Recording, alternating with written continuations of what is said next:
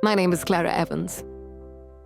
The first day at the new job for me started with pure excitement like a blank page. But when the night fell, I realized that was probably the beginning of an undercurrent that I didn't expect. A wave that touched my emotions, my heart, and made me unable to turn away. That morning, I stood in front of the mirror for a long time. The cream-colored blouse made me look both elegant and confident. The pencil skirt was tight enough to make a good impression on the first day of my debut. I know a good start is always important, but in my heart, the nervousness still refused to subside. Ethan, my boyfriend, smiled gently, handed me a cup of hot coffee, and warm words of encouragement. That comfort made me feel more secure, but my heart still trembled.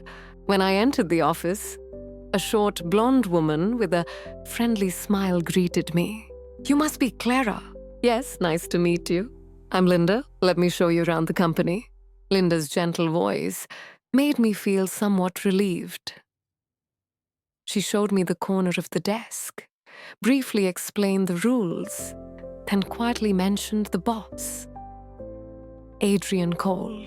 He's strict but fair. As long as you stay professional, everything will be fine. That sentence was accompanied by a somewhat probing look, making me wonder.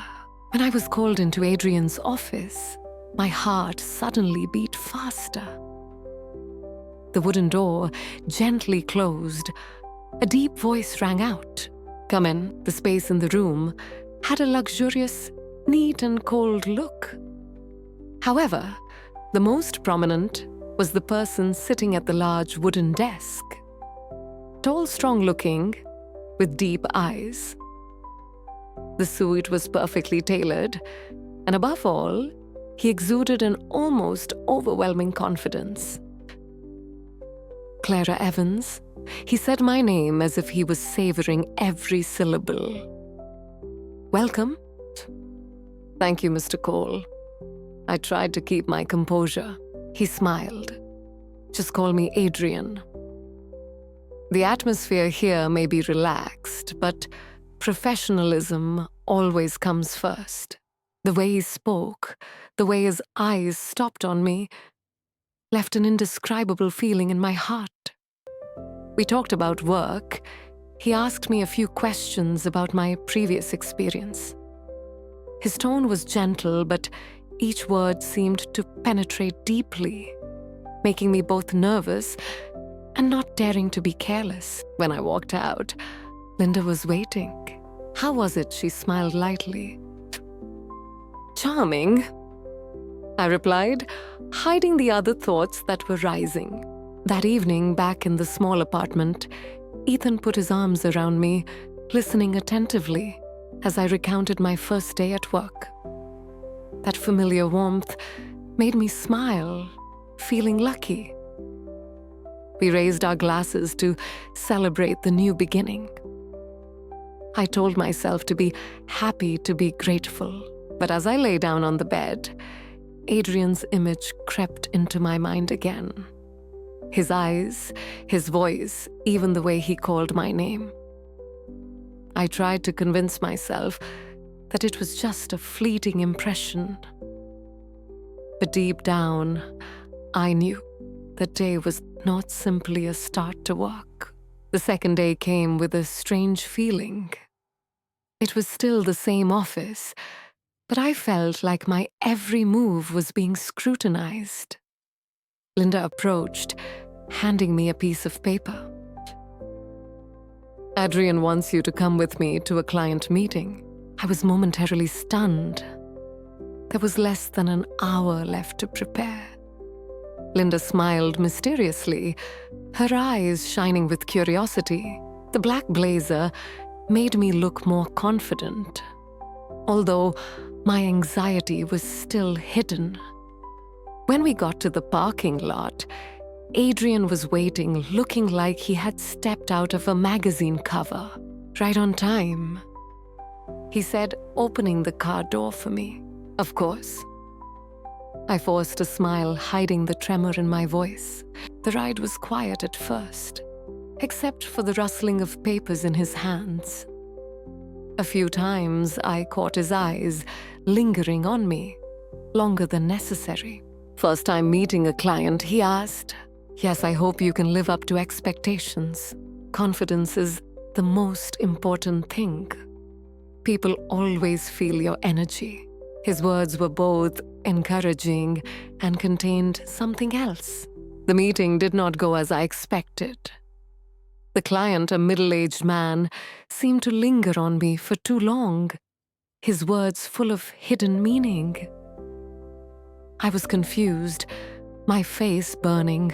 Adrian interrupted, his voice cold. "We are here to discuss business." The harshness in his eyes made the other man pause. The heavy atmosphere continued until the meeting ended. On the way to the car, I whispered, "Thank you for speaking up. It is my responsibility." His voice was calm, but behind it was a hidden sincerity. I tried to joke. "Do you always protect your employees like that?" His stern gaze made me freeze. "Only those who deserve it," he said softly, and my heart skipped a beat.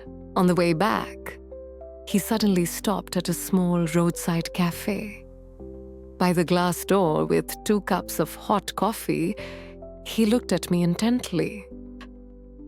"You are very ambitious," he said, a smile flickering at the corner of his lips. I saw it from the beginning. "You are not afraid of risks." I forced a smile, my voice trembling. "Do you always analyze others like that?" He did not answer, just silently looked outside. The air in the car, when we returned, was almost thick. I clearly felt his gaze, and this time it was no longer a normal gaze. "Clara." He called my name, his voice almost whispering. I turned around. Everything around me seemed to disappear. His hand gently touched mine, and before I could think, his lips touched mine. A gentle kiss, but so intense that I forgot everything. I knew I should stop, but my heart betrayed my reason. When we separated, his eyes stopped on me. His voice softly echoed, "I'm sorry." I didn't reply. My heart was pounding violently, drowning out all thoughts. That night, Ethan still welcomed me with his familiar arms. The gentle smile, the same care. That should have been enough to make me feel at peace. But in my heart, a small corner had changed. I couldn't stop remembering Adrian's eyes, his voice calling my name, and that forbidden kiss. I told myself it was just a moment of distraction. But the scariest thing was, I knew I didn't regret it. The next day, when I walked into the office, it felt like everything around me had changed. My desk was right on the path to Adrian's office, and I could feel his presence behind me, just by looking at the closed wooden door. Though I tried to concentrate on my work, my mind stubbornly drifted back to the moment in the car the day before, to the gentle touch, to the forbidden kiss that I could never erase. Everyday things suddenly felt different, as if coated with a secret meaning. His voice, his eyes, even the faint scent of his perfume. All of it stuck with me, like an invisible imprint. As Adrian walked by, I looked up and our eyes met. Just for a moment, but longer than they should have. A jolt of electricity ran through my body. He paused for a second, nodded, and continued on his way. I quickly regained my composure, but I knew those furtive glances wouldn't go unnoticed. "You and Adrian," Linda's voice rang out just a few hours later. She was perched on the edge of my desk, her eyes playful, as if she was solving a puzzle. But I laughed, trying to sound casual. "Just observing," she said, her eyes narrowing. "The way you two look at each other isn't normal." I pretended to smile, but inside my heart was pounding. If Linda noticed, would the others notice? The thought made me panic for a moment. When I got home that evening, the kitchen was filled with the smell of fried garlic and herbs. Ethan was preparing dinner. He turned around and kissed me lightly on the cheek. "How was your day?" "Fine." I tried to smile. He stopped looking at me intently. "You look tired." "Just a lot of work. New project, new colleagues. I need some time." His eyes made my heart ache. Ethan had always been a solid anchor, a place where I could be myself. Yet now, I was sitting across from him, carrying a secret in my heart that if I told it, would break everything. The next day, I tried to avoid Adrian, but as if by fate, he appeared right in front of my desk. "Clara, can you come into my room for a moment?" My heart was pounding. In the familiar room, he stood with his arms crossed, looking at me for a long time. "Is work going well?" "Yes, it's still good. If there's anything that needs improvement, I hope you'll remind me." He nodded, but his eyes were not purely businesslike. The atmosphere between us was so heavy, so tense that if I had another second, I was afraid I would break down. I quickly walked out, my heart still pounding as if I had just run a long distance. That night at the dinner table, Ethan told me about his new project. I nodded, but my mind was elsewhere. Adrian, his eyes in the conference room, his deep voice calling my name. "Clara, are you okay?" Ethan touched my hand, his voice worried. I was startled. Yes, just a lot of work." The smile he gave me was so familiar, so warm. But that made me feel even more guilty. That night, I lay awake staring at the ceiling, thinking about everything that had gone too far. I knew I was wrong, but the more I tried to deny it, the more my heart turned to Adrian. I craved that dangerous tension, even if the consequences could sweep my entire life away. The company event had been prepared for weeks. Linda was busy reminding everyone, "Clara, you must go. This is not just a party, it is also a networking opportunity." I reluctantly nodded. I chose a dress that was both elegant and modest, but when I stood in front of the mirror, I saw that it was too tight, exposing my fragility. The party was bustling. Laughter was bustling, wine glasses clinked together. I tried to hide behind Linda to avoid unnecessary gazes. Then Adrian appeared. He was wearing a black suit, a neat tie, and his strong steps made the whole room seem to change its rhythm. I tried to avoid him, but his eyes found me. Just for a moment, but enough to make my heart skip a beat. A few minutes later, his hand was on my shoulder. "Clara, do you have a moment?" His voice was calm, but there was something in it that made me choke. He led me to the small room next door, much quieter. The door closed, leaving only us. He talked about work, about upcoming projects, but his eyes told a different story. "You brought me here to do what I asked," my voice as soft as the wind. He stepped closer, his eyes never leaving me. "Because I can't stop thinking about you." His words echoed stronger than any music out there.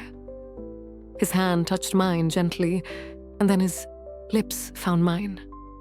Another kiss. This time without hesitation, without concealment. That kiss, it wasn't like the first. This time it carried weight and tension. My body surrendered, even before my mind could summon a reason to resist. But then footsteps echoed in the hallway. We pulled apart at once. The door creaked open, and there was Clara's face. She feigned surprise, pretended she was looking for someone else, but her eyes, they had already seen too much. "We should go back," I whispered, my cheeks burning. Daniel adjusted his tie, his gaze still resting on me. He said nothing. That silence of his, it only deepened the storm inside my chest. Back in the main hall, Clara lingered near the snack table, her champagne glass in hand. Her smile seemed too tight, her eyes too sharp. "Everything okay?" she asked, her tone casual but edged with suspicion. Of course, I forced a smile. "Are you sure? You look a little flushed." Her words pricked at me, but I laughed it off. Still, I knew she sensed something. That thought gnawed at me for the rest of the night. When I got home, Ethan was already asleep. I slipped quietly into bed, careful not to wake him, but sleep never came. My eyes stayed fixed on the ceiling, reliving every stolen moment of the evening. This wasn't just a mistake. No, it was something I already longed to repeat. Yet fear whispered, who else had noticed? What would happen if the truth unraveled? The next day, as work was winding down, a message from Daniel appeared on my screen. Short, almost businesslike. But beneath the words, I felt the pull. "Stay after work. We need to discuss the project. Your personal involvement is important." I stared at the text, my heart in a tug of war. Reason told me to refuse.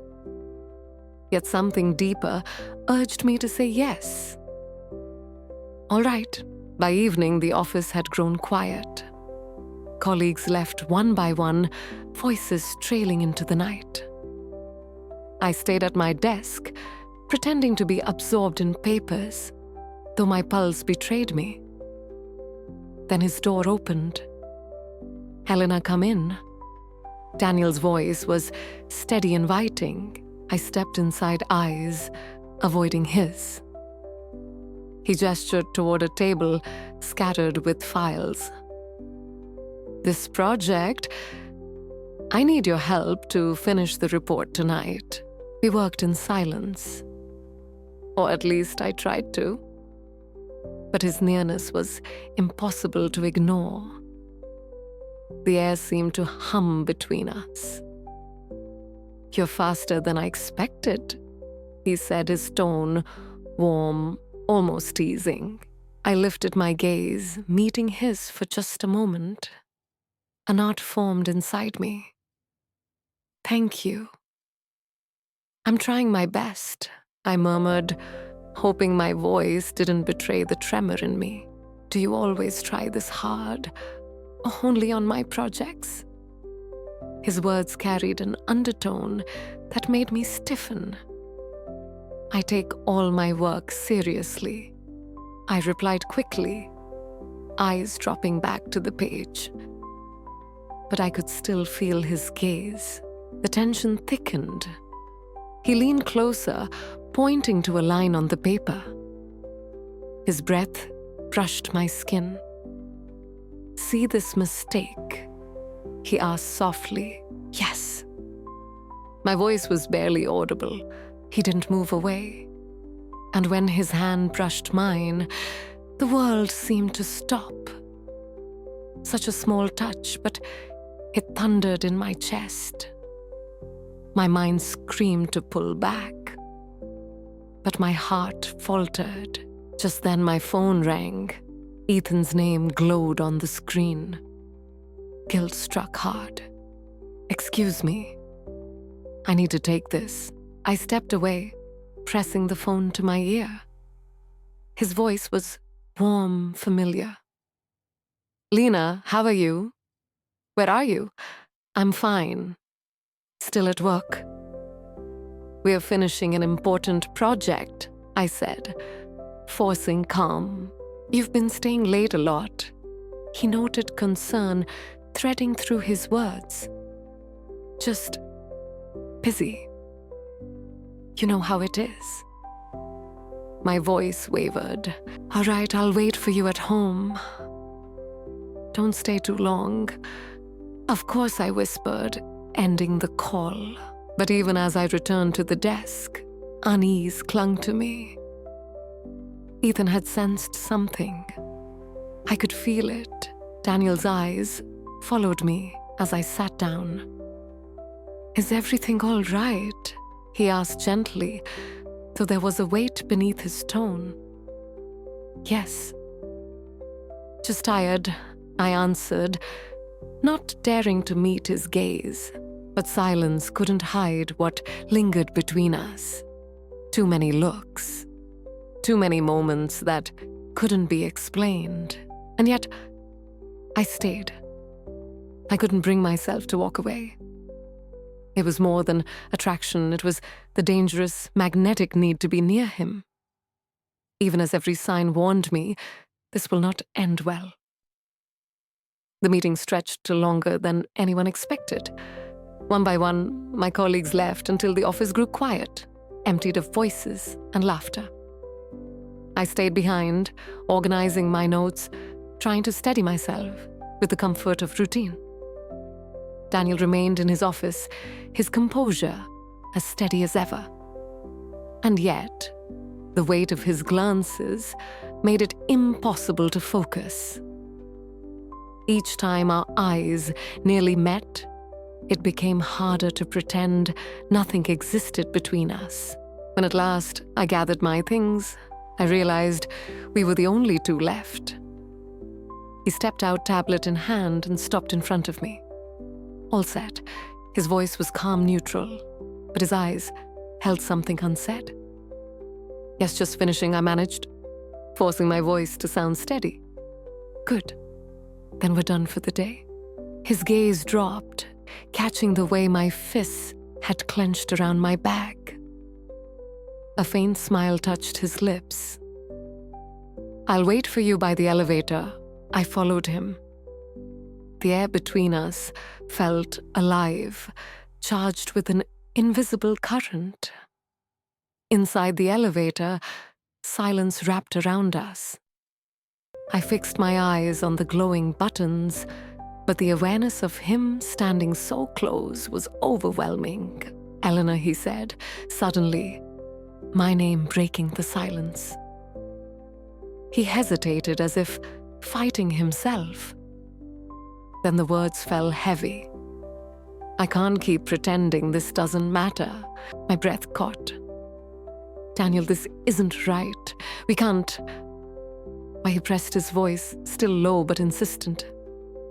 "Because it's what's expected.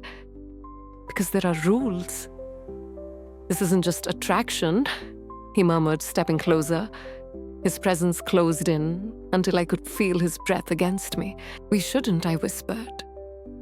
But even to myself, my words lacked conviction.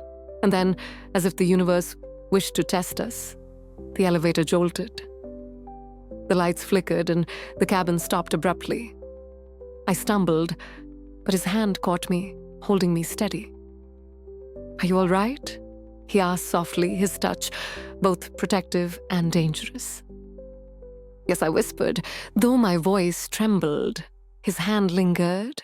"Why are you so afraid?" His question pierced through me.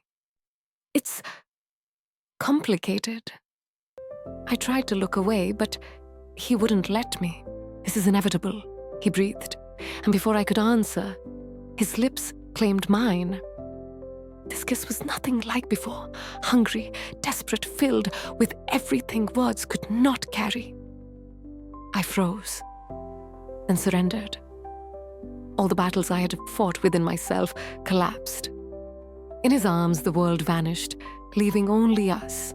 The elevator lurched again, resuming its descent. We broke apart instantly. Faces, flushed hearts, racing. When the doors slid open, a colleague stood waiting.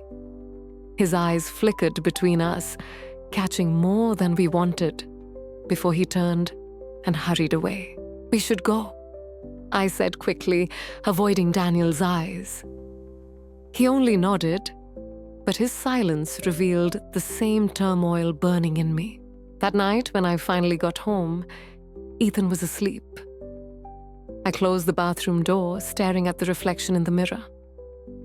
The woman looking back felt like a stranger.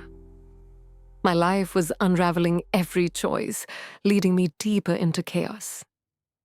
I told myself distance was the only escape. If I could avoid Daniel, maybe I could still hold on to what remained of myself. For days, I buried myself behind my computer screen, choosing long detours through the office just to avoid crossing his path. But his voice, whenever I heard it, sent a shiver through me. It was fear, yes. Guilt, but also a longing I couldn't quiet.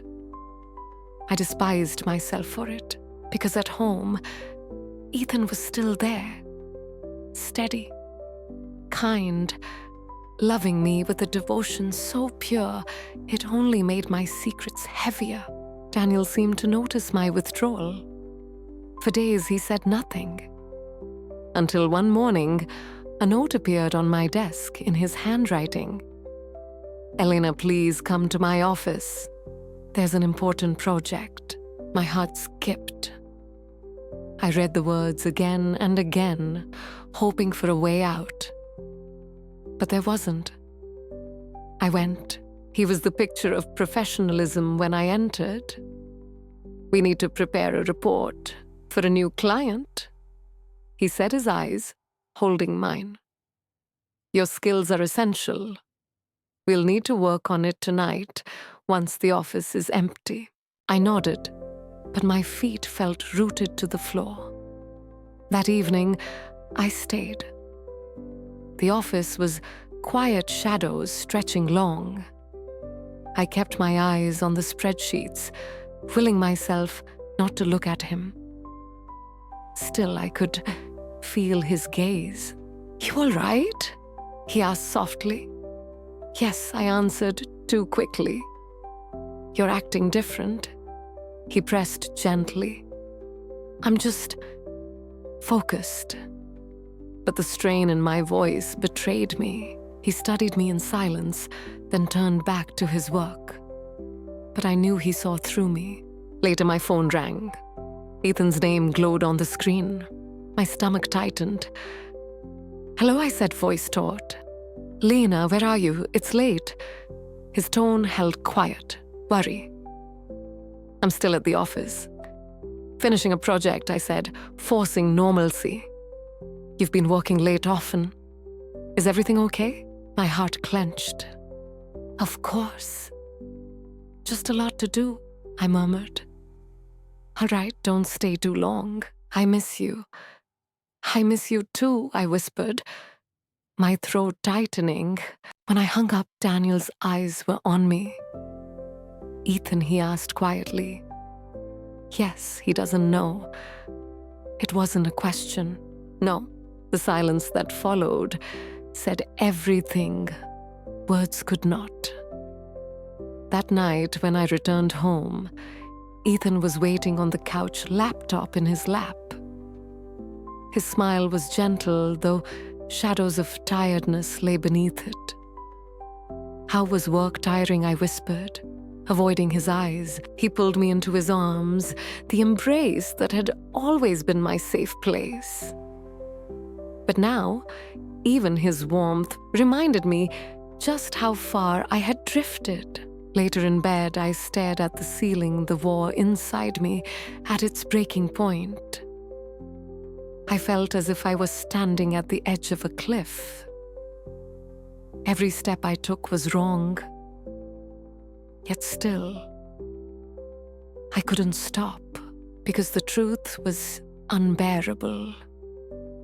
I loved Ethan, and I was falling for Daniel. There was no denying it anymore. I loved Ethan, yes, but Daniel had become something else to me, something dangerous, impossible, and yet inescapable. The day began quietly, at least on the surface. I arrived early, burying myself in work, as though spreadsheets and reports could silence the storm inside me. Around me, the office hummed with its usual rhythm, but to me it felt muted, distant. As the hours passed and the building slowly emptied, my thoughts grew heavier. Ethan's voice from the night before echoed in my head. "You've been working so much. I miss you." Those words pierced deeper than he knew. He deserved my honesty, my openness. But what could I possibly confess that I was losing myself to a man who wasn't him? As I finished editing the report, a notification lit up my phone. A message from Ethan. "Hey, I'm surprising you tonight." My heart lurched. Surprising me? Here. My fingers shook as I typed. "I'll be working late. Don't come by. I'll call you when I'm done." But his reply came instantly, cutting off my escape. Too late. I'm almost there. Panic swept through me. My thoughts scrambled, searching for excuses, for any way to control what was already out of my hands. And then the door opened. Ethan's silhouette appeared, his face glowing with warmth, a paper bag in hand.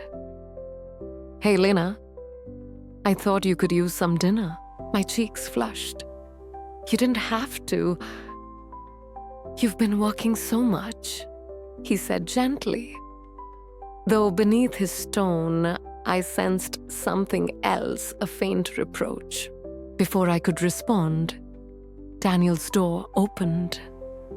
He stepped out, pausing, as his eyes took in the scene. His expression remained calm, but there was a flicker, a shadow of irritation in his gaze. "Good evening," he said evenly. "Good evening," Ethan replied, extending his hand. "I'm Ethan Lena's boyfriend." Daniel Foster, came the reply, as their hands clasped. "Her manager." Their handshake lasted a second too long, each measuring the other in silence. My heart pounded as I stood between them, the tension thick as smoke. Daniel released Ethan's hand at last, his voice smooth. "She's an excellent employee. I truly value her contributions." "Thank you," Ethan answered, his eyes lingering on me for a moment too long. "I know how hard she works." Daniel retreated to his office. I fumbled with the paper bag, desperate to break the silence. "That's so sweet of you," I said, pulling out the food. "You always think of me." "Of course. You're my girlfriend." His tone was soft, but his eyes searched mine as though looking for something hidden. "I just need to finish one last task. Then we can head home," I rushed out. "Are you nervous?" His sudden question startled me. A container nearly slipped from my hands. "No, just tired," I said quickly, avoiding his gaze. "Are you sure?"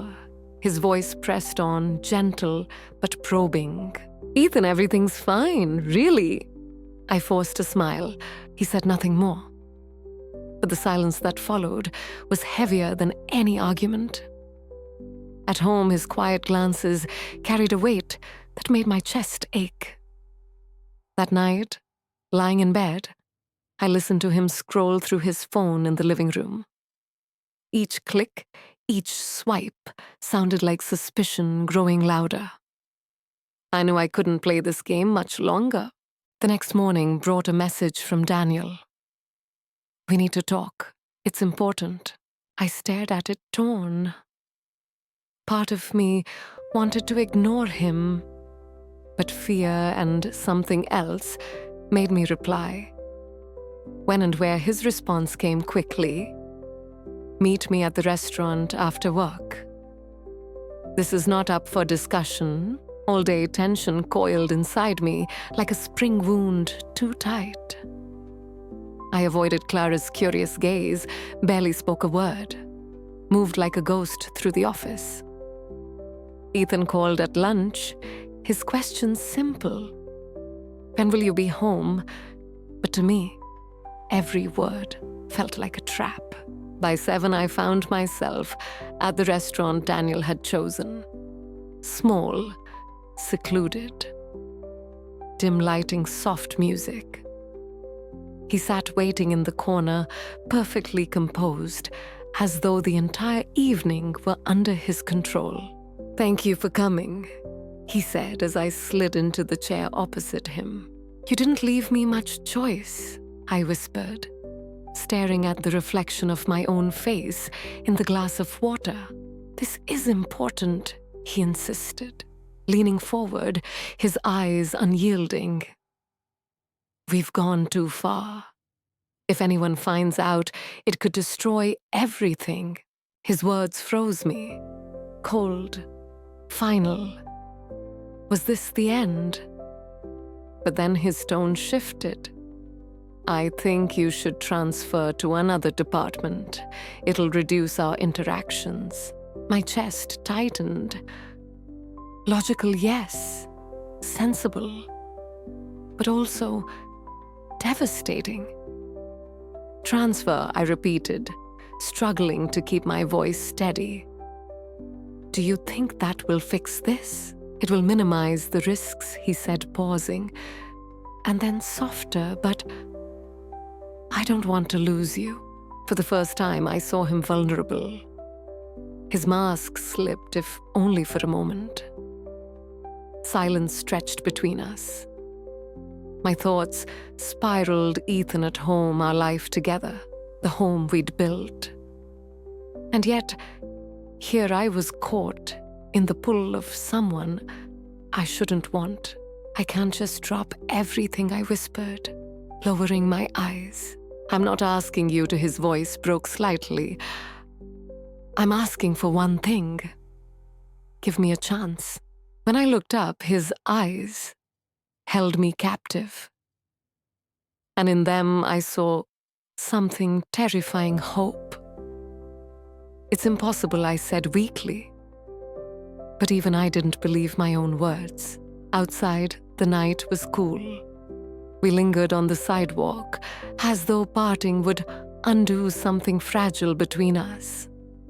"Think about my proposal," he said quietly before walking away, leaving me with a heart torn in two. When I got home, Ethan was waiting. His face calm, his tone casual. "How was your evening?" "Everything's fine. I just got held up at work." But his gaze lingered too long. His smile edged with doubt. I nodded, pretending all was well, but inside, I knew his questions were sharpening. That night, sleep eluded me. Daniel's words replayed over and over, haunting me. I told myself it had gone too far already, that there was no going back. My life would never be the same again. The next morning, I rose early, made coffee, went about the motions. But Ethan seemed distant, quiet, a smile on his lips that didn't reach his eyes. As I closed the door behind me, he didn't look up from his phone. It was such a small thing, yet it pierced me deeply. At the office, the day unfolded as though nothing had changed until another message from Daniel arrived. We need to talk. Meet me in my office at the end of the day. The words on his message made my heart race. Deep down, I knew we couldn't keep going. And yet every encounter with him only tangled me deeper in this web. When I stepped into Daniel's office, he looked focused, though the papers scattered across his desk remained untouched. Eleanor, he began softly, his eyes avoiding mine. We need to decide what we're going to do. I know, I whispered, sinking into the chair across from him. This can't go on anymore.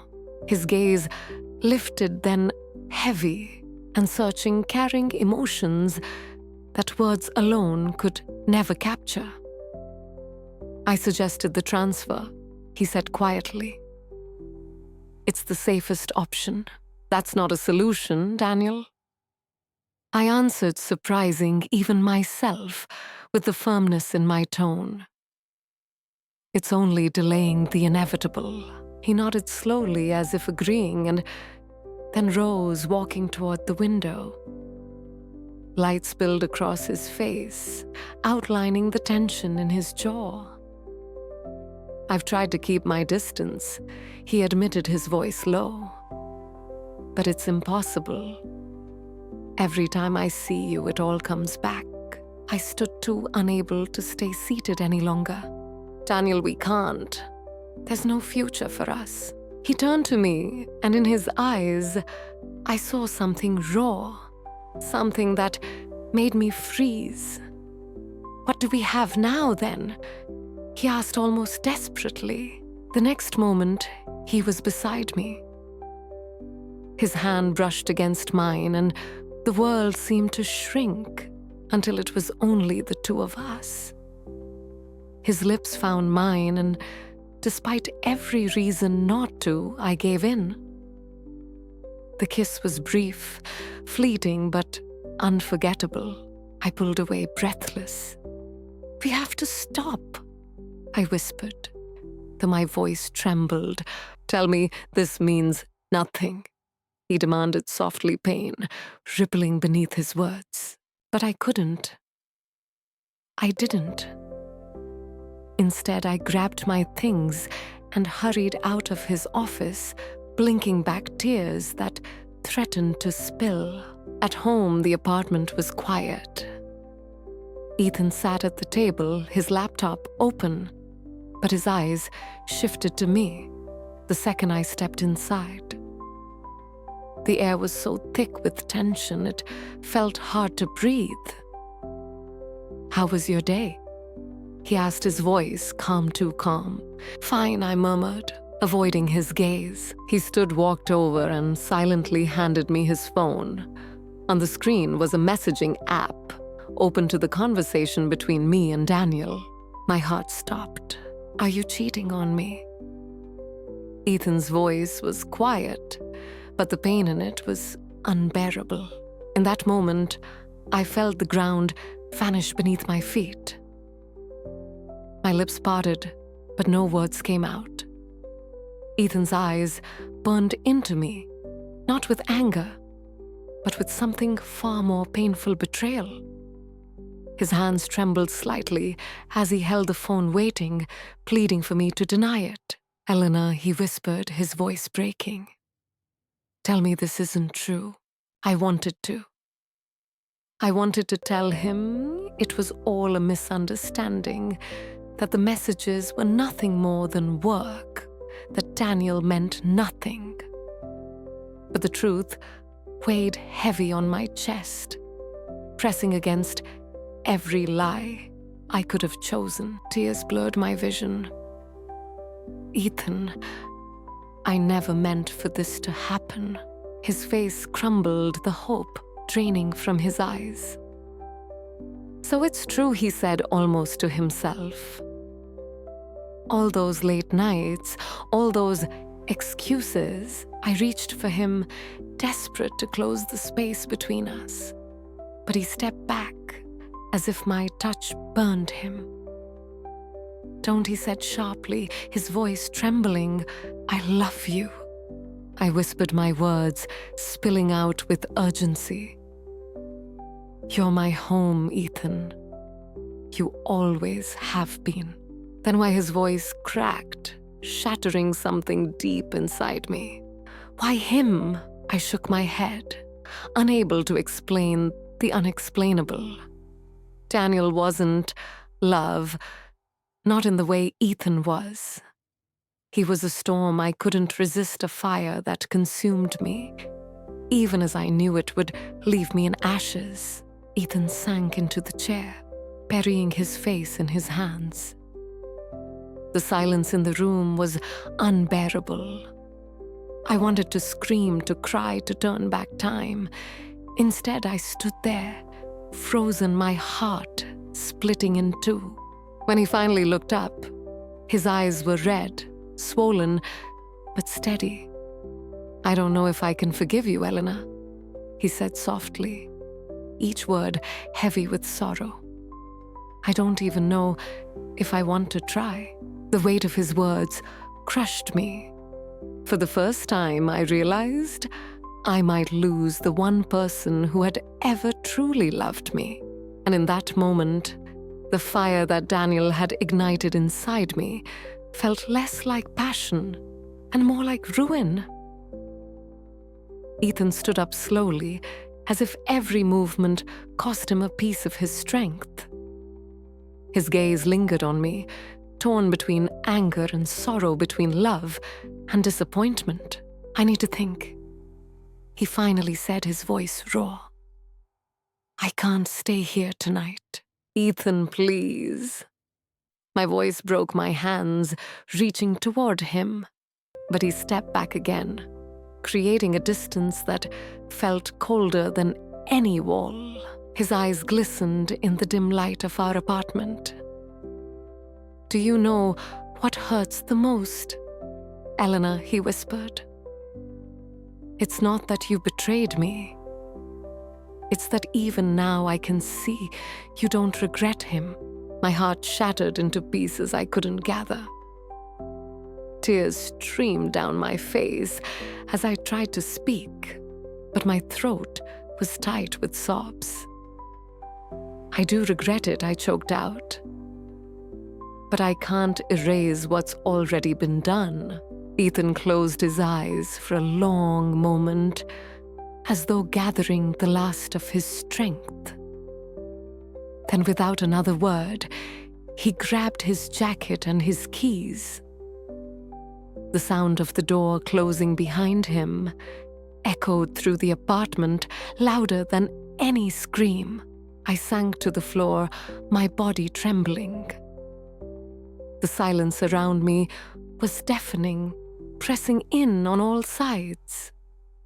The home that once felt warm, filled with laughter and love, now seemed like an empty shell. I whispered his name into the quiet, hoping somehow he could still hear me. Ethan, but only the darkness answered back. That night I lay on our bed, alone, staring at the ceiling, replaying every choice that had led me here. Regret gnawed at me. Guilt hollowed me out. And yet, deep inside, the memory of Daniel's kiss still lingered like a curse I could not escape. I realized then I wasn't just losing Ethan. I was losing myself. The house was suffocatingly quiet in the days that followed. I went to work, came home, cooked, and then sat quietly in the living room, everything without Ethan. No sound of him laughing softly while watching the news, no hand on my shoulder as I immersed myself in work. Just emptiness, heaviness, Daniel found out. I don't know how he found out, but one late afternoon, as I left the office, he was waiting in the parking lot. His gaze toward me was no longer confident and proud as before, but filled with worry and regret. Elena, he called his voice hoarse. I heard Ethan left. Are you okay? I forced a smile, a broken one. Okay, you just lost everything. Daniel was silent, moving closer. His hand seemed to touch me, but then stopped in midair. If time could be turned back, would you choose me? The question was like a knife piercing deep. I was silent, my eyes brimming with tears. In my heart, my feelings for Ethan were still there, deep and painful. But the longing for Daniel had never disappeared. I don't know, I whispered. I really don't know. We stood there in the middle of the empty parking lot in the slowly falling afternoon light. A long silence swallowed everything. Daniel looked at me, his eyes filled with things that could not be put into words. I will wait, he finally said, as soft as a vague promise. That night I returned home alone. The sofa still bore Ethan's mark. The bedroom still smelled of his familiar scent. I sat down, hugging my pillow to my chest, tears falling silently. I knew Ethan was somewhere out there, carrying the pain I had caused. I know Daniel hasn't given up yet, and maybe he'll come looking for me again. But as for me, I'm standing at the crossroads, not knowing which way to go. Outside the window, the city is still lit up. Life continues. But in my heart, all that remains is an unanswered question. Can love forgive? Or is everything broken forever? Dear friends, today's story ends here. But the emotions, the anguish, are probably still somewhere in each of our hearts. What do you think? If you were Eleanor, what would you choose? Hold on to a familiar safe shore, or throw yourself into a tempting wind? Leave your thoughts in the comments section so we can listen and share together. Because sometimes your story is a comfort to another heart. Thank you for accompanying love and tears. Wish you a peaceful sleep, and hope that the love in your heart will always find its own way.